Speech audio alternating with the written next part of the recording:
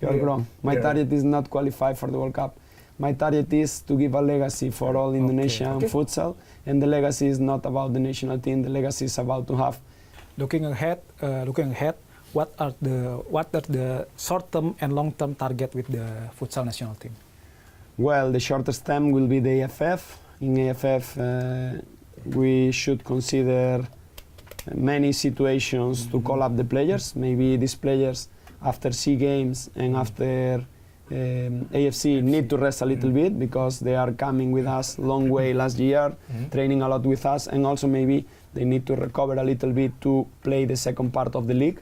Okay, and maybe it's a good time the AFF to introduce new players in national team and let them check in the competition without the expectation of being champion. Just let them compete under our standards and try themselves. And we also will check if they are able to compete that level or not. And after that, our plan is to play abroad some tournaments, incorporating not only the youth ones, also the senior ones that are playing with us, playing some tournaments abroad, and make us continue growing against the best team, all the best national teams all around the world. That's one of our main targets, because at the end, in short time, in 2028, first in 2027, in September, we will have surely the qualifiers for AFC. 2028, we will have the AFC that will be the qualifier for the World Cup. So I think we don't have much time. Maybe people think, 2028. I'm 44 years old. Yesterday I was 20 years old. Yesterday I was 20. And time goes really fast. Yesterday I was winning with BTS the league. Yesterday I signed with national team, and already go 1 year and a half after I signed with national team. So the time go fast, and 1 year and a half will come very fast. And if we don't realize that we must prepare well ourselves, we maybe fail in the qualification. So it can happen. It can happen. We have an extraordinary coaching here before me, that is Hector Souto. He's really good coach, and he didn't succeed in qualifier. It can happen with me as well. So what we should do, we must prepare ourselves the best we can, and when we arrive there, we must be sure we have chance to qualify. So that's our job. Convince the player they must improve themselves. Convince the clubs that is not enough yet. Is not enough. We are really far from the standards of the world, and we are trying to bring here the best people to help them, and we are trying to find the best strategies to help them, and we are trying to have the best ecosystem we have. You said to me that my target is to qualify for the World Cup, and I'm sorry, but you are wrong. You are wrong. My target is not qualify for the World Cup. My target is to give a legacy for all Indonesian futsal, and the legacy is not about the national team. The legacy is about to have youth competitions with year schedule, good ecosystem in the league, because at the end my target is, of course I would like for myself and for the team and for the player we have to qualify for World Cup, but my target is in the upcoming years, Indonesia is always a candidate to qualify for World Cup, not only someone that is trying, someone that in reality they can qualify for World Cup. So we must invest in future, we must invest in the legacy we give to the coaches, the legacy we give to the youth players, making them maybe going abroad, the coaches and the players, making the managers also go abroad to check how another competitions are working. So this is my effort. Today we have here Jose Tirado. It was half my effort, half federation effort, and we are trying to give them all the very best. We are really open to collaborate with them, always under every single situation, and this is what we have to do. You spoke about giving to push the player go abroad, to have a career abroad. Do you think your players right now have the qualities to play abroad?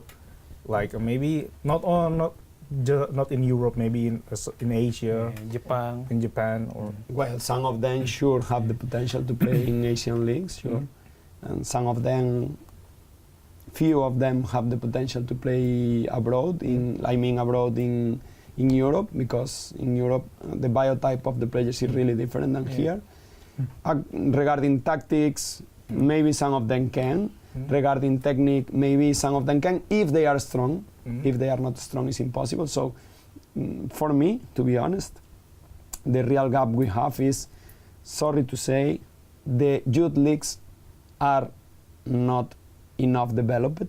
So the coaches are not good enough in youth leagues. I'm sorry, because I watch the games. The coaches are not good enough. The teams don't play under the standards they must play. I know it's difficult for local people to accept that. I'm not blaming them. I'm saying that we must create the ecosystem that allow them to learn this and allow them to maybe join some club abroad, even they are in grassroots, or make someone from abroad that are experts in youth divisions, explaining them how they should prepare their players, etc. It's also true, another thing we must improve is facilities, because I can say this, and like our coaches are not good enough, but also our coaches are really good because they are training their teams under not the best conditions, with low salaries, with not good facilities. So maybe the ones that build facilities must be aware of they are not doing good enough. They are not creating the conditions. I think futsal is the proper sport in Indonesia, if we are speaking about team sports, to be developed and succeed.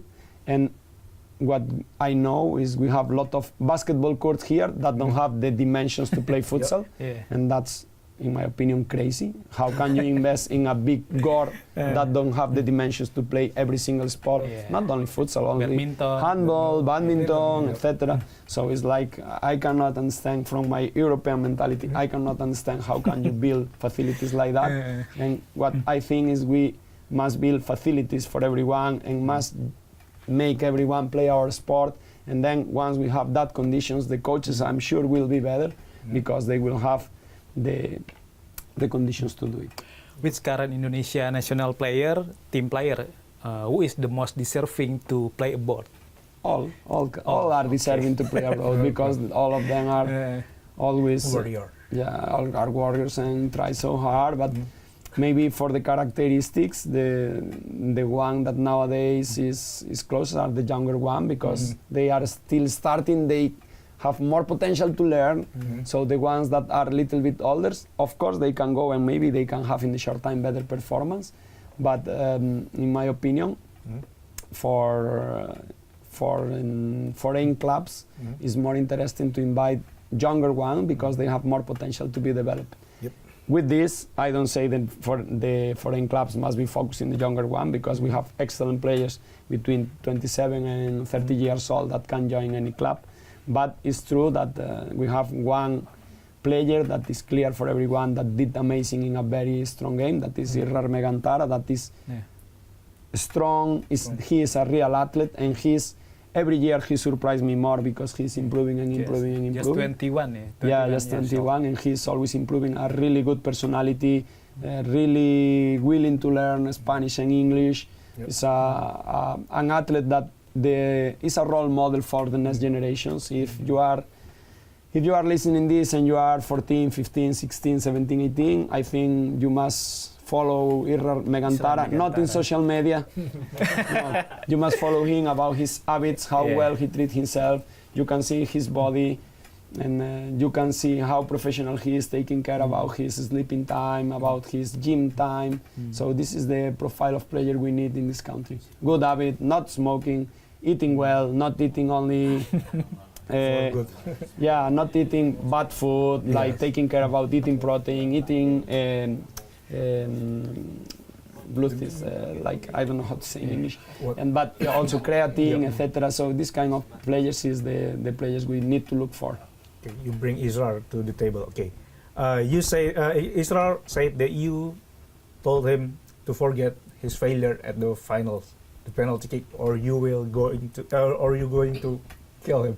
So how important is the message for him?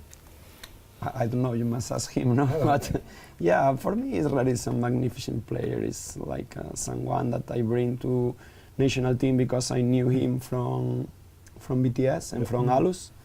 It's curious, but my first game in Indonesia, Irrar played 1 minute and I automatically say, Mr. Dimas, my president in BTS, I want this player next season because I saw huge potential in an 18 years old player. And I think he must forget because he will have a long career. And for example, Tajevi won the AFC, but I saw Tajevi in 2014 missing a penalty in Vietnam and they lost against Japan. So today you win, tomorrow you lose. Today you lose, tomorrow you win. So to fail a penalty in a final of AFC with 21 years old must not be something that stresses you, must be something you should feel proud about, because to be honest, I appoint the first fifth that should shoot, and then I ask who would like to shoot. Maybe he was the only one that was brave enough to say I will shoot,